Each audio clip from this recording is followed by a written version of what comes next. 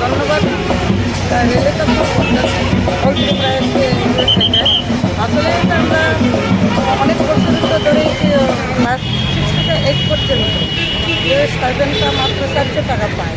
এই 400 টাকা থেকে এখন 1000 টাকা করছে এই আমাদের সরকার।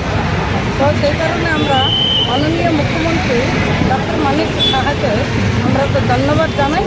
আর আমাদের ট্রাইবেল ওয়েলফেয়ার মিনিস্টার মাননীয় বিকাশ দেববর্মাকে আমরা ধন্যবাদ জানাই।